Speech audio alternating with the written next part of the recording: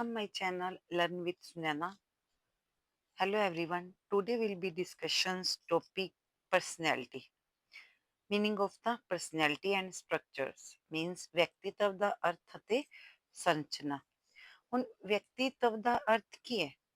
Meaning of the personality. The word personality has been derived from the Latin word persona, originality referring to the mask worn by actors in the ancient Greek and Roman theatre to represent different characters means ਜੋ personality ਜਿਸ ਨੂੰ ਅਸੀਂ ਪੰਜਾਬੀ ਦੇ ਵਿੱਚ ਕੀ ਕਹਿੰਦੇ ਹਾਂ ਵਿਅਕਤੀਤਵ ਇਹ word ਕਿੱਥੋਂ ਆਇਆ ਕਹਿੰਦੇ ਲੈਟਿਨ ਵਰਡ ਪਰਸੋਨਾ ਤੋਂ ਬਣਿਆ ਹੈ ਕਿ ਜੋ ਪਰਸਨੈਲਿਟੀ ਹੈ ਵਿਅਕਤੀਤਵ ਸ਼ਬਦ ਹੈ ਉਹ ਲਾਤੀਨੀ ਭਾਸ਼ਾ ਦੇ ਵਰਡ ਪਰਸੋਨਾ ਤੋਂ ਬਣਿਆ ਹੈ ਜਿਸ ਦਾ ਕੀ ਅਰਥ ਹੈ ਮਾਸਕ ਯਾਨੀ ਕਿ ਮਖੌਟਾ ਕਹਿੰਦੇ ਕਿ ਬਾਏ ਐਕਟਰਸ ਇਨ ਐਨੀਸ਼ੀਐਂਟ ਗ੍ਰੀਕ ਕਹਿੰਦੇ ਪੁਰਾਣੇ ਸਮੇਂ ਵਿੱਚ ਕੀ ਸੀ ਕਿ ਜੋ ਗ੍ਰੀਕ ਤੇ ਰੋਮਨ ਲੋਕ ਸਨ ਉਹ ਕੀ ਕਰਦੇ ਸਨ ਥੀਏਟਰਸ ਦੇ ਵਿੱਚ ਆਪਣਾ ਇੱਕ ਰੋਲ ਅਦਾ ਕਰਦੇ ਸਨ ਤਾਂ ਇਟ ਮੀਨਸ ਉਹ ਮਾਸਕ ਲਗਾਉਂਦੇ ਸਨ ਮਾਸਕ ਮੀਨਸ ਉਹਨਾਂ ਦੀ ਪਰਸਨੈਲਿਟੀ ਡਿਊਰਿੰਗ ਸਟੇਜ ਕੀ ਹੈ ਇਸ ਨੂੰ ਮਾਸਕ ਕਿਹਾ ਜਾਂਦਾ ਹੈ ਇਟ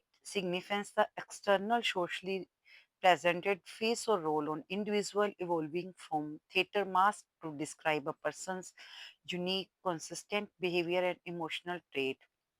ਮੀਨਸ ਉਹ ਕਹਿੰਦਾ ਕਿ ਕੀ ਇੰਪੋਰਟੈਂਸ ਰੱਖਦਾ ਹੈ ਕਿ ਉਹਨਾਂ ਦਾ ਸੋਸ਼ਲੀ ਤੌਰ ਤੇ ਐਕਸਟਰਨਲ ਮੀਨਸ ਹੁੰਦਾ ਹੈ ਕਿ ਜੋ ਦਿਖਾਈ ਦਿੰਦਾ ਹੈ ਬਾਹਰਲੀ ਸਮਾਜਿਕ ਉਹਨਾਂ ਦਾ ਕੀ ਬਿਹੇਵੀਅਰ ਹੈ ਕੀ ਰੋਲ ਹੈ ਕੀ ਫੇਸ ਹੈ ਇਹ ਸਭ ਥੀਏਟਰਸ ਦੇ ਵਿੱਚ ਕੀ ਹੁੰਦਾ ਸੀ ਉਸ ਦਾ ਵਰਣਨ ਹੁੰਦਾ ਸੀ mask to describe person's unique behaviour emotional trait ਉਹਨਾਂ ਦੇ ਕੀ ਇਮੋਸ਼ਨਸ ਹਨ ਇਹ ਸਭ ਕੀ ਹੁੰਦਾ ਸੀ ਪੁਰਾਣੇ ਸਮੇਂ ਦੇ ਵਿੱਚ ਥੀਏਟਰ ਤੇ ਦਿਖਾਇਆ ਜਾਂਦਾ ਸੀ ਜਿਸ ਨੂੰ ਐਕਸਟਰਨਲ ਪਰਸਨੈਲਿਟੀ ਕਹਿੰਦੇ ਸੀ ਹੁਣ ਟੀਚਰਸ ਨੂੰ ਇਸ ਦੀ ਨੌਲੇਜ ਕਿਉਂ ਜ਼ਰੂਰੀ ਹੈ ਕਿਉਂਕਿ ਐਜੂਕੇਸ਼ਨ ਦੇ ਵਿੱਚ ਕਹਿੰਦੇ ਦੀ ਕੀ ਇੰਪੋਰਟੈਂਸ ਹੈ ਐਜੂਕੇਸ਼ਨ ਦੇ ਵਿੱਚ ਵਿਅਕਤੀਗਤ ਤਵ ਦਾ ਸ਼ਬਦ ਆਪਣਾ ਇੱਕ ਵਿਸ਼ੇਸ਼ ਥਾਂ ਰੱਖਦਾ ਹੈ ਕਿਉਂਕਿ ਸਿੱਖਿਆ ਦੇ ਲਈ ਬੱਚੇ ਦੇ ਵਿਅਕਤੀਤਵ ਦਾ ਸਰਬਪੱਖੀ ਵਿਕਾਸ ਹੋਣਾ ਬਹੁਤ ਜ਼ਰੂਰੀ ਹੈ ਕਿਉਂਕਿ ਇਹ ਕਿਸ ਨੇ ਕਰਨਾ ਹੈ ਇਹ ਟੀਚਰਸ ਨੇ ਕਰਨਾ ਹੈ ਟੀਚਰਸ ਨੇ ਸਿਰਫ ਉਹਨਾਂ ਦਾ ਐਕਸਟਰਨਲ ਨਹੀਂ ਬਾਹਰੀ ਵੀ ਇੰਟਰਨਲ ਵੀ ਕਰਨਾ ਹੈ ਕਹਿੰਦੇ inner personality related to around development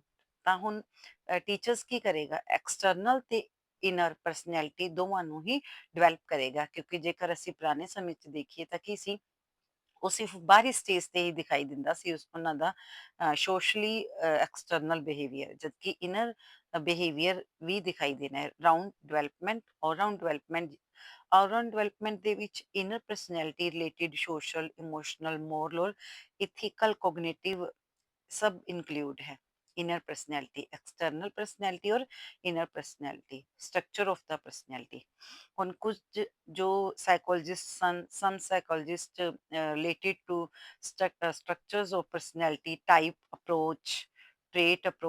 type as well as trait approach development approach होने की है पहले किसी meaning of personality the meaning ਤਾਂ ਅਸੀਂ ਜਾਣਗੇ ਕਿ ਇਹ ਲੈਟਿਨ ਵਰਡਸ ਪਰਸੋਨਾ ਤੋਂ ਬਣਿਆ ਹੈ ਜਿਸ ਦਾ ਕੀ ਅਰਥ ਹੈ ਮਾਸਕ ਯਾਨੀ ਕਿ ਗ੍ਰੀਕ ਐਂਡ ਰੋਮਨ ਥੀਏਟਰਸ ਦੇ ਵਿੱਚ ਉਹ ਅਲੱਗ-ਅਲੱਗ ਰੋਲ ਅਦਾ ਕਰਦੇ ਸਨ ਜਿਸ ਤੋਂ ਇੱਕ ਉਹ ਮਾਸਕ ਬਾਹਰਲਾ ਮਾਸਕ ਇਹਨਾਂ ਨੂੰ ਦਿਖਾਈ ਦਿੰਦਾ ਸੀ ਕਿ ਉਹ ਕਿਸ ਨਾਲ ਰਿਲੇਟਿਡ ਹਨ ਪਰ inner personality most important next structures of personality ਅਲੱਗ-ਅਲੱਗ ਸਾਈਕੋਲੋਜਿਸਟ ਨੇ ਅਲੱਗ-ਅਲੱਗ ਅਪਰੋਚ ਦਿੱਤੀ ਜਿਵੇਂ ਕਿ type as well as trait approach ਔਰ ਡਿਵੈਲਪਮੈਂਟ ਅਪਰੋਚ ਟਾਈਪ ਅਪਰੋਚ ਦੇ ਵਿੱਚ ਕਿਹੜੇ-ਕਿਹੜੇ ਸਾਈਕੋਲੋਜਿਸਟ ਸਨ ਉਹਨਾਂ ਨੇ ਕੀ ਕਲਾਸੀਫਿਕੇਸ਼ਨ ਕੀਤਾ ਤਾਂ ਮੋਸਟ ਇੰਪੋਰਟੈਂਟ ਪਹਿਲੇ ਤਾਂ ਤੁਹਾਨੂੰ ਪਤਾ ਹੋਣਾ ਚਾਹੀਦਾ ਹੈ ਕਿ ਸਟਰਕਚਰਸ ਆਫ ਪਰਸਨੈਲਿਟੀ ਦੇ ਵਿੱਚ ਕਿਹੜੀ-ਕਿਹੜੀ ਅਪਰੋਚ ਹੈ ਤਾਂ ਟਾਈਪ ਅਪਰੋਚ ਹੈ ਟ੍ਰੇਟ ਅਪਰੋਚ ਹੈ type as well as trait approach development approach ਜੋ ਕਿ ਸਿਗਮੰਡ ਫਰਾਇਡ ਨਾਲ ਰਿਲੇਟਿਡ ਹੈ ਮੋਸਟ ਇੰਪੋਰਟੈਂਟ ਹੈ ਡਿਵੈਲਪਮੈਂਟ ਅਪਰੋਚ ਵੀ ਸਭ ਤੋਂ ਪਹਿਲੇ ਅਸੀਂ ਕੀ ਕਰਾਂਗੇ ਟਾਈਪ ਅਪਰੋਚ ਵਿੱਚ ਕਿਸ ਸਾਈਕੋਲੋਜਿਸਟ ਨੇ ਇਸ ਦਾ ਕਲਾਸੀਫਿਕੇਸ਼ਨ ਕੀਤਾ ਹੈ ਪਰਸਨੈਲਿਟੀ ਦਾ ਤਾਂ ਉਹਨਾਂ ਨੇ ਹਿਪੋਕ੍ਰੇਟਿਸ ਕਲਾਸੀਫਿਕੇਸ਼ਨ ਆਂਦਾ ਹੈ type approach Kretschmer classification Sheldon classification Jung classification ਸਭ ਤੋਂ ਪਹਿਲੇ ਅਸੀਂ ਕੀ ਦੇਖਾਂਗੇ ਕਿ ਹਿਪੋਕ੍ਰੇਟਿਸ ਨੇ ਕਲਾਸੀਫਿਕੇਸ਼ਨ ਵਿੱਚ ਕੀ ਵਰਗੀਕਰਨ ਕੀਤਾ ਹੈ ਮੀਨਸ ਹਿਪੋਕ੍ਰੇਟਿਸ ਪਰਸਨੈਲਿਟੀ ਰਿਲੇਟਿਡ ਟਾਈਪਸ ਦੇ ਵਿੱਚ ਕੀ ਵਿਊਜ਼ ਦਿੰਦਾ ਹੈ ਤਾਂ ਉਹ ਕਹਿੰਦਾ ਹੈ ਕਿ ਕਲੋਰਿਕ ਪਰਸਨੈਲਿਟੀ ਮੈਲਾਕਲੋਰਿਕ ਫਲੈਗਮੈਟਿਕ ਔਰ ਸਿੰਕਵਾਈਨ ਉਹਨੂੰ ਕਲੋਰਿਕ ਨੂੰ ਕੀ ਕਹਿੰਦਾ ਹੈ ਕਿ ਜਿਨ੍ਹਾਂ ਪਰਸਨਸ ਦੀ ਉਹ ਇਸ ਟਾਈਪ ਦੇ ਵਿੱਚ ਲੈ ਕੇ ਆਂਦਾ ਹੈ ਕਿ ਜਿਹੜੇ ਕਲੋਰਿਕ ਹੁੰਦੇ ਹਨ ਉਹਨਾਂ ਵਿੱਚ ਕਿਸ ਤਰ੍ਹਾਂ ਦੇ ਪਰਸਨੈਲਿਟੀ ਇਨਕਲੂਡ ਤਾਂ ਪੋਜ਼ਿਟਿਵ ਤੇ ਨੈਗੇਟਿਵ ਬੋਥ ਲੈਂਦਾ ਹੈ। ਕਹਿੰਦੇ ਇਹਦੇ ਵਿੱਚ ਕੀ ਹੁੰਦਾ ਹੈ ਕਿ ਉਹ ਚੁਸਤ ਪਰੰਤੂ ਚਿੜਚਿੜੇ ਸੁਭਾਅ ਦਾ ਹੁੰਦਾ ਹੈ। ਕਿਸ ਦੇ ਵਿੱਚ? ਕਲੋਰਿਕ ਵਿੱਚ। ਮੈਲਾ ਮੈਲਾ ਕਲੋਰਿਕ ਵਿੱਚ ਕੀ ਹੁੰਦਾ ਹੈ? ਉਹ ਸਰੀਰਕ ਰੂਪ ਤੋਂ ਕਮਜ਼ੋਰ ਹੁੰਦਾ ਹੈ, ਲੇਕਿਨ ਥੋੜਾ ਜਿਹਾ ਉਹ ਆਸ਼ਾਵਾਦੀ ਵੀ ਹੁੰਦਾ ਹੈ, ਉਦਾਸ ਵੀ ਹੁੰਦਾ ਹੈ। ਨੈਕਸਟ ਫਲੈਗਮੈਟਿਕ ਦੇ ਵਿੱਚ ਸੁਸਤ ਵੀ ਹੈ, ਕਿਉਂਕਿ ਇਹ ਹਿਪੋਕ੍ਰੇਟਿਸ ਦਾ ਕਲਾਸੀਫਿਕੇਸ਼ਨ ਹੈ ਕਿ ਉਸਨੇ ਟਾਈਪ ਦੇ ਵਿੱਚ ਵੀ ਕਿਵੇਂ ਪਰਸਨੈਲਿਟੀ ਨੂੰ ਕੀਤਾ। ਸਿੰਗਵਾਈਨ ਦੇ ਵਿੱਚ ਉਹ ਹੈ ਆਸ਼ਾਵਾਦੀ ਕਹਿੰਦਾ ਹੈ। ਤੁਹਾਨੂੰ ਕਿਵੇਂ ਕੁਐਸਚਨ ਆਏਗਾ ਕਿ ਹਿਪੋਕ੍ਰੇਟਿਸ ਕਲਾਸੀਫਿਕੇਸ਼ਨਸ ਦੇ ਵਿੱਚ ਕਿਹੜੀ ਟਾਈਪ ਹੈ? ਤਾਂ ਕਲੋਰਿਕ ਹੈ, ਮੈਲਾ ਕਲੋਰਿਕ ਹੈ, ਫਲੈਗਮੈਟਿਕ ਹੈ, ਸਿੰਗਵਾਈਨ ਹੈ। ਤਾਂ ਇੱਕ ਮੈਲਾ ਕਲੋਰਿਕ ਪਾ ਦੇਣਗੇ ਤਾਂ ਤੁਹਾਨੂੰ ਪਤਾ ਹੋਣਾ ਚਾਹੀਦਾ ਹੈ ਕਿ ਹਿਪੋਕ੍ਰੇਟਿਸ ਨੇ ਕਲਾਸੀਫਿਕੇਸ਼ਨ ਪਰਸਨੈਲਿਟੀ ਨਾਲ ਰਿਲੇਟਿਡ ਇਹ 4 ਟਾਈਪਸ ਦੀ ਪਰਸਨੈਲਿਟੀ ਦਾ ਡਿਸਕ੍ਰਾਈਬ ਕੀਤਾ ਹੈ। ਤਾਂ ਇਸਨੂੰ ਅਸੀਂ ਹਿਪੋਕ੍ਰੇਟਿਸ ਕਲਾਸੀਫਿਕੇਸ਼ਨ ਕਹਿੰਦੇ ਹਾਂ। ਇਹ ਕਿਸ ਨਾਲ ਰਿਲੇਟਿਡ ਹੈ? ਟਾਈਪ ਅਪਰੋਚ ਨਾਲ। ਨੈਕਸਟ ਕ੍ਰੈਸ਼ਮਰ ਨੇ ਕਲਾਸੀਫਿਕੇਸ਼ਨ ਕੀਤਾ, ਉਸਨੇ ਪਿਕਨਿਕ ਪਿਕਨਿਕ ਦੱਸਿਆ ਹੈ, ਐਥਲੈਟਿਕ ਦੱਸਿਆ ਹੈ, ਲੈਪਟੋਮੈਟਿਕ ਦੱਸਿਆ ਹੈ। ਤਾਂ ਉਹ ਕੀ ਕਹਿੰਦੇ ਆ? ਪਿਕਨਿਕ ਪਿਕਨਿਕ ਸੰਬੰਧੀ ਉਹਨਾਂ ਦੇ ਕੀ ਵਿਚਾਰ ਸਨ? ਕਿਸ ਦੇ? ਕ੍ਰੈਸ਼ਮਰ ਦੇ। ਕ੍ਰੈਸ਼ਮਰ ਦਾ ਪਿਕਨਿਕ ਤੋਂ ਭਾਵ ਕੀ ਹੈ ਕਿ ਇਹ ਮਿਲਨਸਾਰ ਵਿਅਕਤੀ ਹੁੰਦੇ ਹਨ। ਔਰ ਐਥਲੈਟਿਕ ਤੋਂ ਭਾਵ ਖਿਡਾਰੀ ਪ੍ਰਵਿਰਤੀ ਵਾਲੇ ਬੈਲੈਂਸ ਬੋਡੀ, ਜਿਵੇਂ ਪਿਕਨਿਕ ਸੀ ਹੈਵਿੰਗ ਫੈਟ ਬੋਡੀਜ਼, ਮਿਲਨਸਾਰ ਨੇ ਚਾਹੇ ਉਹਨਾਂ ਦਾ ਸਰੀਰ ਗੁੰਦਵਾ ਹੈ, ਮੋਟਾ ਹੈ, ਕੁਝ ਵੀ ਹੈ। ਐਥਲੈਟਿਕ ਦੇ ਵਿੱਚ ਬੈਲੈਂਸ ਬੋਡੀ ਹੈ, ਖਿਡਾਰੀ ਪ੍ਰਵਿਰਤੀ ਵਾਲੇ ਨੇ ਜੋ ਕਿ ਆਸ਼ਾਵਾਦੀ ਤੇ ਐਡਜਸਟਮੈਂਟ ਰੱਖਦੇ ਹਨ। ਲੈਪਟੋਮੈਟਿਕ ਵਿੱਚ ਕਿਸ ਤਰ੍ਹਾਂ ਦੇ ਆਉਂਦੇ ਹਨ? ਥਿਨ ਕਮਜ਼ੋਰ ਸਰੀਰ ਵਾਲੇ, ਸ਼ਰਮੀਲੇ ਲਾ ਲਓ, ਨਿਰਾਸ਼ਾਵਾਦੀ ਲਾ ਲਓ, ਸਮਾਜਿਕ ਰੂਪ ਤੋਂ ਕਮਜ਼ੋਰ ਲਗਾ ਲਓ। ਤਾਂ ਇਹ ਕਿਸ ਤਰ੍ਹਾਂ ਕਲਾਸੀਫਿਕੇਸ਼ਨ ਹੈ ਕ੍ਰੈਸ਼ਮਰ ਦਾ? ਕ੍ਰੈਸ਼ਮਰ ਨੇ ਕਲਾਸੀਫਿਕੇਸ਼ਨਸ ਦੇ ਵਿੱਚ ਕਿੰਨੇ ਤਰ੍ਹਾਂ ਦੀ ਪਰਸਨੈਲਿਟੀ ਦੱਸੀ ਹੈ? ਪਿਕਨਿਕ, ਐਥਲੈਟਿਕ ਔਰ ਲੈਪਟੋਮੈਟਿਕ। ਜਿਵੇਂ ਕਿ ਹਿਪੋਕ੍ਰੇਟਿਸ ਨੇ ਆਪਣੇ 4 ਤਰ੍ਹਾਂ ਦੀ ਦੱਸਤੀ ਤੇ ਵਰਗੀਕਰਨ ਕਰਤਾ, ਉਸੇ ਤਰ੍ਹਾਂ ਕ੍ਰੈਸ਼ਮਰ ਨੇ ਪਿਕਨਿਕ, ਐਥਲੈਟਿਕ ਔਰ ਲੈਪਟੋਮੈਟਿਕ। ਸ਼ੈਲਡਨ ਕਲਾਸੀਫਿਕੇਸ਼ਨਸ ਵੀ ਕਿਸ ਨਾਲ ਰਿਲੇਟਿਡ ਹੈ? ਟਾਈਪ ਥਿਊਰੀ ਨਾਲ ਰਿਲੇਟਿਡ ਹੈ। ਟਾਈਪ ਦੇ ਵਿੱਚ ਐਂਡੋਮੋਰਫਿਕ, ਮੈਸੋਮੋਰਫਿਕ ਔਰ ਐਕਟੋਮੋਰਫਿਕ ਦਾ ਡਿਸਕ੍ਰਾਈਬ ਕੀਤਾ ਹੈ। ਹੁਣ ਕ੍ਰੈਸ਼ਮਰ ਨੇ ਸ਼ੈਲਡਨ ਨੇ ਕਿਵੇਂ ਕੀਤਾ ਹੈ? ਐਂਡੋਮੋਰਫਿਕ, ਮੈਸੋਮੋਰਫਿਕ ਔਰ ਐਕਟੋਮੋਰਫਿਕ। ਐਂਡੋਮੋਰਫਿਕ ਵਿੱਚ ਉਸਨੇ ਕਿਸ ਦੇ ਨਾਲ ਕੰਪੈਰੀਜ਼ਨ ਕਰਤਾ? ਇੱਕ ਕ੍ਰੈਸ਼ਮਰ ਦੇ ਪਿਕਨਿਕ ਵਰਗੇ ਪਰਸਨ ਸਨ ਜੋ ਕਿ ਆਰਾਮ ਮਤਲਬ ਹਨ, ਸਮਾਜਿਕ ਤੇ ਸਹਿਨਸ਼ੀਲ ਹਨ। ਔਰ ਮੈਸੋਮੋਰਫਿਕ ਕ੍ਰੈਸ਼ਮਰ ਦੇ ਐਥਲੈਟਿਕ ਵਰਗੇ ਹਨ। ਹੁਣ ਅਸੀਂ ਕਹਿ ਸਕਦੇ ਹਾਂ ਕਿ ਕ੍ਰੈਸ਼ਮਰ ਤੇ ਜੋ ਸ਼ੈਲਡਨ ਹੈ ਉਹਨਾਂ ਨੇ ਸੇਮ ਕੀਤਾ ਹੈ, ਲੇਕਿਨ ਨੇਮ ਚੇਂਜ ਕਰਤੇ। ਮੈਸੋਮੋਰਫਿਕ ਦੇ ਵਿੱਚ ਕ੍ਰੈਸ਼ਮਰ ਦੇ ਐਥਲੈਟਿਕ ਪ੍ਰਕਾਰ ਵਰਗੇ ਸਾਹਸੀ, ਨੀਡਰ, ਫੁਰਤੀਲੇ। ਔਰ ਐਕਟੋਮੋਰਫਿਕ ਦੇ ਵਿੱਚ ਕਿਵੇਂ ਡਿਸਕ੍ਰਾਈਬ ਕੀਤਾ ਹੈ? ਕਮਜ਼ੋਰ ਤੇ ਸ਼ਕਤੀਹੀਨ, ਲੰਬੇ, ਦੁਬਲੇ, ਪਤਲੇ ਤੇ ਸਰੀਰ ਤੇ ਅਵਿਕਸਿਤ ਵਾਲੇ ਕ੍ਰੈਸ਼ਮਰ ਦੇ ਲੈਪਟੋਮੋਸਮਕ ਪ੍ਰਕਾਰ ਵਰਗੇ ਹਨ। ਲੈਪਟੋਮੋਰਫਿਕ ਵਿੱਚ ਕਿਵੇਂ ਆਣਗੇ? ਨਿਰਾਸ਼ਾਵਾਦੀ, ਚਿੜਚਿੜੇ ਸੁਭਾਅ ਦੇ, ਅਸਮਾਜਿਕ ਪਰਸਨ। ਤੇ ਨੈਕਸਟ ਕੀ ਹੈ? ਲਾਸਟ ਯਾਨੀ ਕਿ ਟਾਈਪ ਥਿਊਰੀ ਨਾਲ ਰਿਲੇਟਡ ਯੂੰਗ ਕਲਾਸੀਫਿਕੇਸ਼ਨ। ਯੂੰਗ ਨੇ ਕੀ ਕਿਹਾ? ਇੰਟਰੋਵਰਟ ਔਰ ਐਕਸਟਰੋਵਰਟ। ਇੰਟਰੋਵਰਟ ਮੀਨਸ ਜੋ ਅੰਤਰਮੁਖੀ ਹਨ ਤੇ ਐਕਸਟਰੋਵਰਟ ਜੋ ਬਾਹਰਮੁਖੀ ਹਨ। ਇੰਟਰੋਵਰਟ ਔਰ ਐਕਸਟਰੋਵਰਟ ਦਾ ਡਿਸਕ੍ਰਾਈਬ ਜੂੰਗ ਕਲਾਸੀਫਿਕੇਸ਼ਨ ਨੇ ਕੀਤਾ ਹੈ। ਔਰ ਸ਼ੈਲਡਨ ਨੇ ਐਂਡੋਮੋਰਫਿਕ, ਮੈਸੋਮੋਰਫਿਕ ਔਰ ਐਕਟੋਮੋਰਫਿਕ, ਈ ਦੀ ਜਗ੍ਹਾ ਏ ਆਣੀ ਹੈ, ਐਕਟੋਮੋਰਫਿਕ ਦਾ ਡਿਸਕ੍ਰਾਈਬ ਕੀਤਾ ਹੈ। Sheldon classification endomorphic, mesomorphic, ectomorphic. ਔਰ ਕ੍ਰੈਸ਼ਮਰ ਦਾ pyknic, athletic, leptomorphic. And Hippocrates choleric, melancholic, phlegmatic ਔਰ ਸੰਗਵਾइन। ਨੈਕਸਟ ਯੂੰਗ ਨੇ ਇੰਟਰੋਵਰਟ ਔਰ ਐਕਸਟਰੋਵਰਟ ਪਰਸਨੈਲਿਟੀ ਦਾ ਡਿਸਕ੍ਰਾਈਬ ਕੀਤਾ ਹੈ। ਨੈਕਸਟ ਸੈਕਿੰਡ ਅਪਰੋਚ ਕਿਹੜੀ ਹੈ? Trait approach. ਟ੍ਰੇਟ ਅਪਰੋਚ ਦੇ ਵਿੱਚ ਕੌਣ ਇਨਕਲੂਡ ਹੈ? ਤਾਂ ਇਹਦੇ ਦੇ ਵਿੱਚ Raymond Cattell trait approach most important ਹੈ। ਆਰਬੀ ਕੈਟਲ, ਰੈਮੌਂਡ ਕੈਟਲਸ ਜੋ ਕਿ ਟ੍ਰੇਟ ਅਪਰੋਚ ਨਾਲ ਰਿਲੇਟਿਡ ਹੈ, ਜੋ ਕਿ ਗੁਣ ਨਾਲ ਰਿਲੇਟਿਡ ਹੈ। ਇਸਨੇ ਕਿੰਨੇ ਵਰਡਸ ਦਿੱਤੇ ਪਰਸਨੈਲਿਟੀ ਅਕੋਰਡਿੰਗ? 171। ਸਭ ਤੋਂ ਪਹਿਲਾਂ ਟ੍ਰੇਟ ਅਪਰੋਚ ਤੇ ਕੈਟਲ ਨੇ ਆਪਣੇ ਵਿਊਜ਼ ਦਿੱਤੇ ਸੀ ਰਿਲੇਟਿਡ ਪਰਸਨੈਲਿਟੀ। ਹੁਣ ਇਹ ਕਿਸ ਤਰ੍ਹਾਂ ਦੀ ਪਰਸਨੈਲਿਟੀ ਦਾ ਜ਼ਿਕਰ ਕਰਦਾ ਹੈ? ਇਹ ਸਰਫੇਸ ਟ੍ਰੇਟ ਦਾ ਜੋ ਉੱਪਰਲੀ ਵਿਸ਼ੇਸ਼ਤਾ ਨਾਲ ਜਾਣੀ ਕਿ ਘੱਟ ਮਿਲਨਸਾਰ ਹਨ, ਰਿਜ਼ਰਵ ਨੇਚਰ ਹਨ। ਸਰਫੇਸ ਟ੍ਰੇਟ ਨਾਲ ਰਿਲੇਟਿਡ ਕਿਸਨੇ ਆਪਣੇ ਵਿਊਜ਼ ਦਿੱਤੇ ਹਨ? ਤਾਂ ਆਰਬੀ ਕੈਟਲ ਨੇ। ਉਹ ਕਿਸ ਅਪਰੋਚ ਨਾਲ ਰਿਲੇਟਿਡ ਹੈ? ਟ੍ਰੇਟ ਅਪਰੋਚ ਨਾਲ।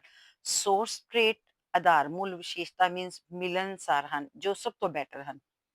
ਤਾਂ ਆਰਬੀ ਕੈਟਲ ਦੇ ਅਨੁਸਾਰ ਜੋ ਟ੍ਰੇਟ ਅਪਰੋਚ ਵਾਲੇ ਪਰਸਨਸ ਹਨ ਉਹ ਕੀ ਹਨ, ਸਰਫੇਸ ਟ੍ਰੇਟ ਹਨ ਤੇ ਸੋਰਸ ਟ੍ਰੇਟ। ਸਰਫੇਸ ਵਾਲੇ ਜਿਹੜੇ ਰਿਜ਼ਰਵ ਨੇਚਰ ਦੇ ਹਨ, ਜੋ ਬਹੁਤ ਘੱਟ ਮਿਲਣਸਾਰ ਹਨ, ਔਰ ਸੋਰਸ ਟ੍ਰੇਟ ਵਾਲੇ ਮਿਲਣਸਾਰ ਹਨ। ਨੈਕਸਟ ਅਪਰੋਚ ਕਿਹੜੀ ਹੈ, type as well as trait approach. Hence Eysenck is theory of personality.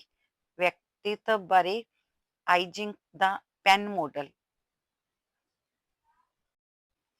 ਹੁਣ ਪਿੱਛੇ ਅਸੀਂ ਕੀ ਕੀਤਾ, ਪਹਿਲੇ ਟਾਈਪ, ਟਾਈਪ ਦੇ ਵਿੱਚ ਕੌਣ-ਕੌਣ ਆਇਆ, ਹਿਪੋਕ੍ਰੇਟਿਸ ਕਲਾਸੀਫਿਕੇਸ਼ਨ ਆ ਗਿਆ, ਕ੍ਰੈਸ਼ਮਰ ਕਲਾਸੀਫਿਕੇਸ਼ਨ। ਇਹ ਤੁਹਾਨੂੰ ਨੋਨ ਹੋਣਾ ਚਾਹੀਦਾ ਹੈ ਕਿ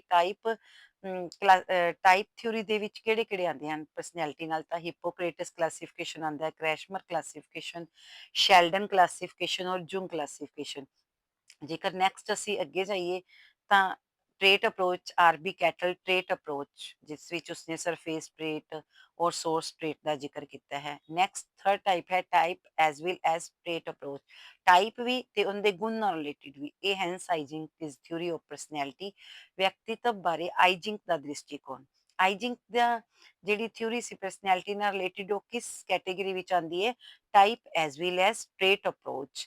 ਉਹਨਾਂ ਨੇ ਕਿਹੜਾ ਮਾਡਲ ਦਿੱਤਾ, PEN model related to personality, ਜਿਸ ਦੇ ਵਿੱਚ ਉਹਨਾਂ ਨੇ 4 ਪੁਆਇੰਟ ਪਰਸਨੈਲਿਟੀ ਰਿਗਾਰਡਿੰਗ ਦਿੱਤੇ, ਇੰਟਰੋਵਰਜ਼ਨ, ਐਕਸਟਰੋਵਰਜ਼ਨ, ਨਿਊਰੋਟਿਸਿਜ਼ਮ ਔਰ ਸਾਈਕੋਟਿਜ਼ਮ। ਇਹ ਸਾਰੇ, ਇਹ ਤੁਹਾਨੂੰ ਪੁਆਇੰਟ ਲਰਨ ਹੋਣੇ ਚਾਹੀਦੇ ਹਨ ਕਿ ਆਈਜ਼ਿੰਕ ਨੇ ਆਪਣੀ ਥਿਊਰੀ ਵਿੱਚ ਪਰਸਨੈਲਿਟੀ ਨਾਲ ਰਿਲੇਟਿਡ ਕੀ ਵਿਊਜ਼ ਦਿੱਤੇ। ਤਾਂ ਉਹਨਾਂ ਨੇ ਇੰਟਰੋਵਰਜ਼ਨ ਦੱਸਿਆ ਪਰਸਨੈਲਿਟੀ ਵਿੱਚ, ਐਕਸਟਰੋਵਰਜ਼ਨ, ਨਿਊਰੋਟਿਸਿਜ਼ਮ ਔਰ ਸਾਈਕੋਟਿਸਿਜ਼ਮ। ਨੈਕਸਟ ਕੀ ਹੈ, development approach, most important approach, ਜੋ ਫੋਰਥ ਅਪਰੋਚ ਹੈ। ਡਿਵੈਲਪਮੈਂਟ ਅਪਰੋਚ ਨਾਲ ਕੌਣ ਰਿਲੇਟਿਡ ਹੈ, ਵਿਕਾਸਵਾਦੀ ਦ੍ਰਿਸ਼ਟੀਕੋਣ ਨਾਲ। ਤਾਂ ਸਾਈਕੋ ਐਨਾਲਿਟਿਕ ਥਿਊਰੀ, ਜੋ ਕਿ ਤੁਸੀਂ ਪਹਿਲੇ ਵੀ ਸੁਣੀ ਹੋਏਗੀ, ਮਨੋਵਿਸ਼ਲੇਸ਼ਣਵਾਦ, Sigmund Freud, most important. Sigmund Freud ਨੇ ਜੋ ਆਪਣੀ ਥਿਊਰੀ ਸਾਈਕੋ ਐਨਾਲਿਟਿਕ ਥਿਊਰੀ ਦਿੱਤੀ ਸੀ, ਉਹ ਕਿਸ ਅਪਰੋਚ ਨਾਲ ਰਿਲੇਟਿਡ ਹੈ, ਤਾਂ ਉਹ ਡਿਵੈਲਪਮੈਂਟ ਅਪਰੋਚ ਨਾਲ ਰਿਲੇਟਿਡ ਹੈ, ਕਿਉਂਕਿ ਇਸ ਦਾ ਕਲਾਸੀਫਿਕੇਸ਼ਨ ਕੀਤਾ ਗਿਆ ਹੈ ਟਾਈਪ ਅਪਰੋਚ, ਡਿਵੈਲਪਮੈਂਟ ਅਪਰੋਚ।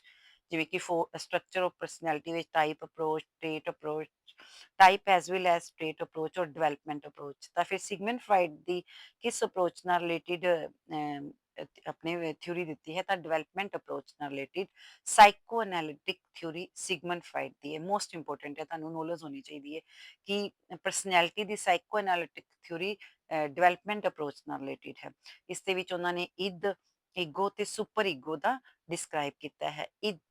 ਉਸ ਦੇ ਵਿੱਚ ਉਹਨਾਂ ਨੇ ਵਿਅਕਤੀਤਵ, ਬਚਪਨ ਦੀ ਗੱਲ ਦੱਸੀ ਹੈ ਕਿ ਜਦੋਂ ਪਰਸਨਸ ਬੱਚਾ ਹੁੰਦਾ ਹੈ ਤਾਂ ਉਹ ਕੀ ਅਨਕੌਂਸ਼ੀਅਸ ਹੁੰਦਾ ਹੈ, ਲੇਕਿਨ ਇਮੀਡੀਏਟ ਹਰ ਚੀਜ਼ ਨੂੰ ਲੈਣ ਦੀ ਕੋਸ਼ਿਸ਼ ਕਰਦਾ ਹੈ, ਕਿਉਂਕਿ ਉਸ ਦੀ ਡਿਜ਼ਾਇਰ ਹੁੰਦੀਆਂ ਨੇ, ਉਹ ਜਿੱਦੀ ਹੁੰਦਾ ਹੈ।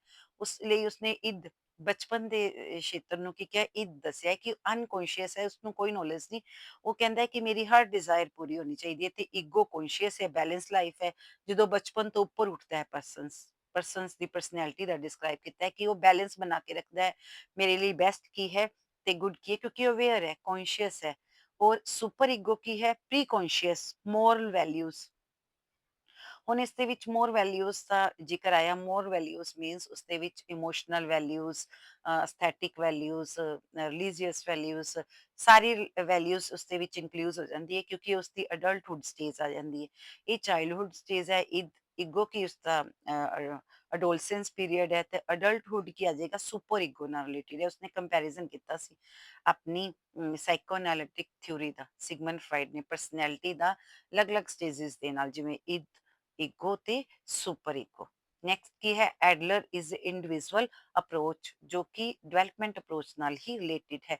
ਐਡਲਰ ਨੇ ਵੀ ਇੰਡੀਵਿਜੂਅਲ ਅਪਰੋਚ ਦਿੱਤੀ। Adler the ਵਿਅਕਤੀਵਾਦ, life style on individual, ਵਿਅਕਤੀ ਦੇ ਜੀਣ ਦਾ ਢੰਗ, ਉਹ ਕਹਿੰਦਾ ਸਭ ਦਾ ਡਿਫਰੈਂਟ ਹੁੰਦਾ ਹੈ। ਲੇਕਿਨ ਇਹਨਾਂ ਨੇ ਕ੍ਰਿਟਿਸਿਜ਼ਮ ਕੀਤਾ ਸੀ ਡਿਵੈਲਪਮੈਂਟ ਅਪਰੋਚ ਦੇ ਵਿੱਚ ਸਾਈਕੋ ਐਨਾਲਿਟਿਕ ਥਿਊਰੀ ਦਾ, ਯਾਨੀ ਕਿ ਸਿਗਮੰਡ ਫਰਾਇਡ ਦਾ। ਤਾਂ ਅਸੀਂ ਅੱਜ ਕੀ ਕੀਤਾ, ਪਰਸਨੈਲਿਟੀ ਨਾਲ ਸੰਬੰਧਿਤ ਅਲੱਗ-ਅਲੱਗ ਕਲਾਸੀਫਿਕੇਸ਼ਨਸ ਕੀਤਾ, ਥਿਊਰੀਜ਼ ਬਾਈ ਨੋਨ ਕੀਤਾ, ਕਿਉਂਕਿ ਕਈ ਵਾਰੀ ਉਹ ਅਚਾਨਕ ਹੀ ਪੁੱਛ ਲੈਂਦਾ ਟਾਈਪ ਅਪਰੋਚ ਕੌਣ ਆ ਰਿਹਾ ਹੈ, ਟ੍ਰੇਟ ਅਪਰੋਚ ਵਿੱਚ ਕਿਸ ਨਾਲ ਰਿਲੇਟਿਡ ਹੈ। ਤਾਂ ਸਾਨੂੰ ਪਤਾ ਹੋਣਾ ਚਾਹੀਦਾ ਹੈ ਕਿ ਸਟਰਕਚਰ ਆਫ ਪਰਸਨੈਲਿਟੀ ਨਾਲ ਰਿਲੇਟਿਡ ਹੈ। Type as well as trait approach, development approach, ਇਹ ਸਾਰਾ ਡਿਸਕ੍ਰਾਈਬ ਕੀਤਾ ਗਿਆ ਹੈ ਪਰਸਨੈਲਿਟੀ ਨਾਲ ਰਿਲੇਟਿਡ। ਜੇਕਰ ਤੁਹਾਨੂੰ ਇਹ ਥਿਊਰੀ ਬਹੁਤ ਅੱਛੀ ਲੱਗੀ ਹੋਏਗੀ, ਜੇਕਰ ਤੁਹਾਨੂੰ ਇਹ ਵੀਡੀਓ ਬਹੁਤ ਅੱਛੀ ਲੱਗੀ ਹੈ ਤਾਂ please like, share and subscribe. Welcome. and thank you. Learn with Sunana. Please share, subscribe my channel. Thank you. Most important personality related ਇਹ knowledge ਸਾਨੂੰ ਜ਼ਰੂਰੀ ਹੈ ਕਿਉਂਕਿ ਇਹ question ask net ਵਿੱਚ ਵੀ ਕਰਦਾ ਹੈ, be it TET ਵਿੱਚ ਵੀ ਕਰਦਾ ਹੈ. Thank you. PS TET ਵਿੱਚ. Thank you.